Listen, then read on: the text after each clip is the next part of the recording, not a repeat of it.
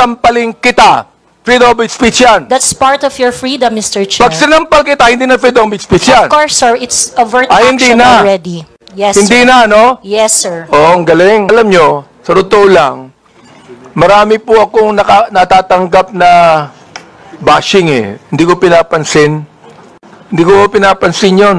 Katulad ni Kabayan, hindi ako naiinsulto, hindi ako nababagabag, hindi ko pinapansin, eh wala namang katotohanan yun eh. Ano?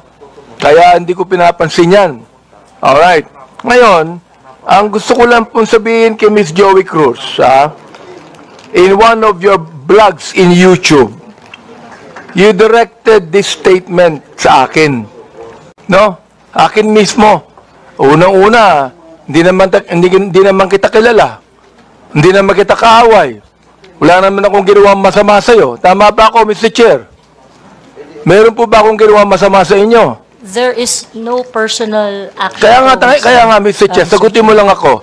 Meron po ba akong ginawang masama sa inyo? No meron ba wala? None, Mr. Wala. Wala akong ginawang masama sa inyo, ha? Pinapatunayan nyo yan, ha? Pangalawa, hindi nyo ako kilala. Tama ba, Miss Joey Cruz? You do not know me personally. Correct, Mr. Chair. And Mr. Chair, I do not even know Miss Joey Cruz personally. Am I right? Correct, Mr. Chair. But, you made a statement against me. O ito, babasahin ko ha. O, ang sabi mo, ganito, kung abante, paswelduhan ka ng taxpayer, gago. Tinawag mo akong tinawag mo akong gago. O, bakit? Ba't mo ginawa sa akin yun? Gusto mo ba akong umiyak ngayon sa'yo? Sabihin ko, ba't mo ginawa sa akin yun? Bakit mo ako tinawag na gago? Bakit po, Mr. Chair? Please, yes.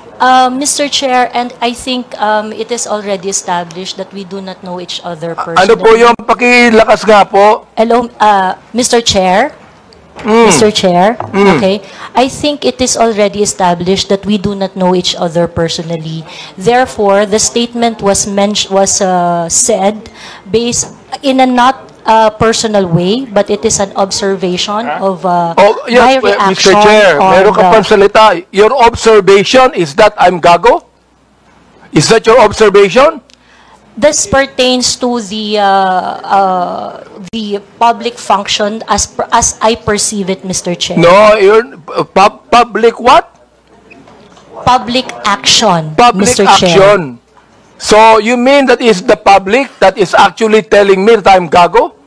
No, Or Mr. is it Chair, you? the statement Let me came ask from you, me. Mr. Chair, is it you? Yes, Mr. Chair. So you were the one that said that, right? Correct, Mr. Chair. Ayun. Pero hindi mo ko kilala. Wala akong ginawa masama sa'yo.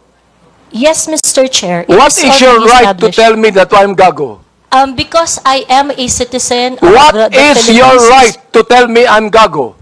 That is part of my freedom of speech, Mr. Oh, Chair. is that right? Yes, Mr. Chair. So your freedom of speech is to tell a person that he is gago? Freedom of speech ba yan? My freedom of speech, part of my freedom Ang of galing speech is mo. to react Ang on the galing mo. action of Ito a pa, public official. sinabi mo ha, in another post, ito sinabi mo. Pero alam mo, kaya tayo nagmi-meeting dito, para mini-mention ko ito, no? Pero sa totoo lang, hindi ko pinansin yan, matagal na yan eh. Di ba? Hindi ko pinansin yan. Ito ha, ang sabi mo, you know, Kong Benny Abante, I can find all of this. Isasampal ko ito sa pagmumukha mo. Is that still freedom of speech?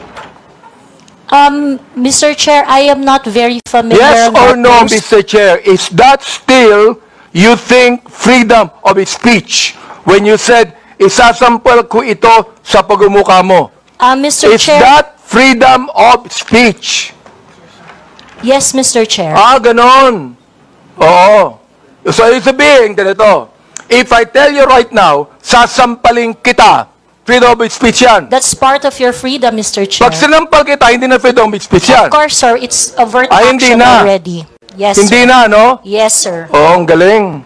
Mahusay ito. Oo, magaling ka.